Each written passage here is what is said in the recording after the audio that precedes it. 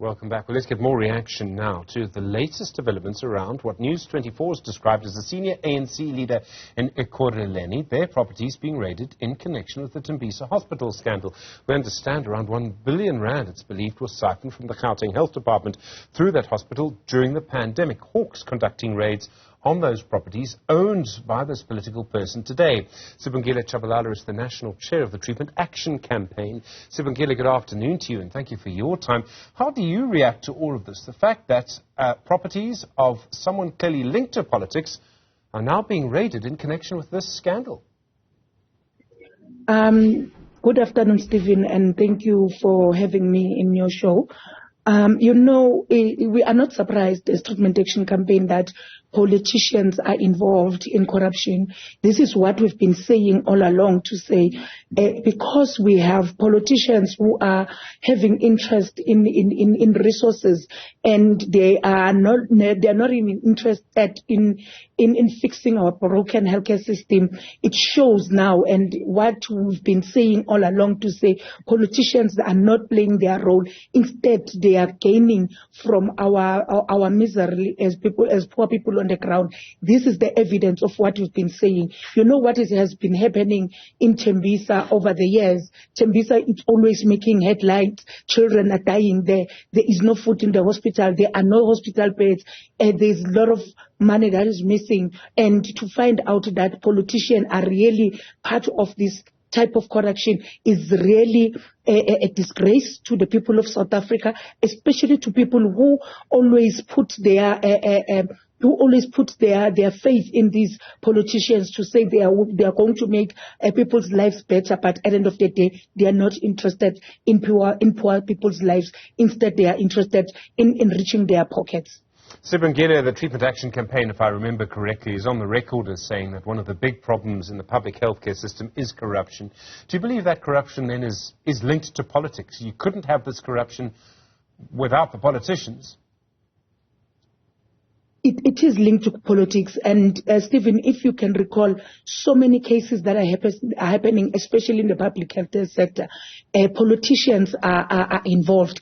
If I can take you back to the times of Brian Hlongari, I think it was around 2009 to 2012, he stole around 9 billion rands with his companies. You go back to the issue of COVID-19, where the former minister, Willem Kwiza, he was part of the corruption that happened, that they stole about 150 million rands. You look at the PPE sector, when the person who was working in the presidency office and the MEC of Health, the former MEC of Health in Gauteng, Bandile Masuku, were also involved. And now what is happening also shows that politicians are always having a hand in the corruption that is happening, especially in the Department of Health. But that doesn't limit it to the Department of Health. You can go to every department, you'll find politicians being involved. We've been talking about the Tembisa Hospital, but do you believe other hospitals and patients at other hospitals in Gauteng and indeed other provinces suffer as a direct result of this corruption and its link to politics?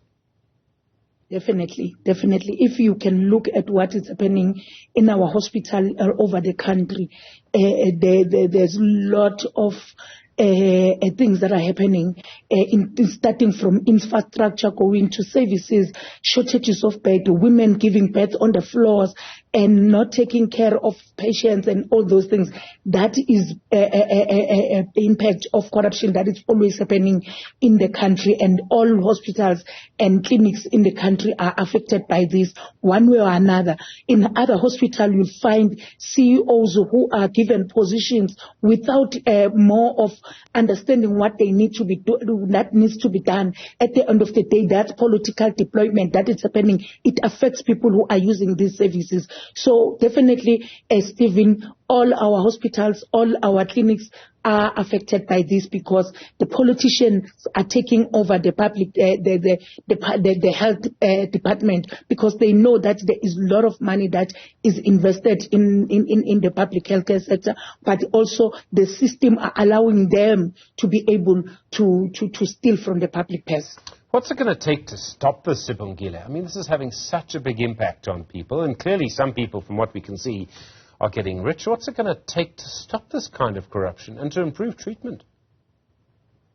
you know, it will take us as people from off South Africa to to hold these politicians accountable and to stop protecting them, because one way or another, if you will look, Stephen, when the politician is going to court, there are people who are supporting the very same politician. So we need not to be loyal to individuals that are corrupt. But if one is alleged with corruption, we need to hand that person over to the justice system to make sure that law takes its course, and we support the justice system as South Africans.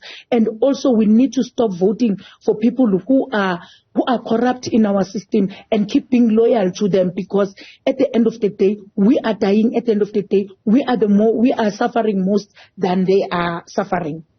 Sibongile Tshabalala, thank you very much indeed. The National Chair of the Treatment Action Campaign. Well, strong comments there. We do await, of course, more information about these raids today.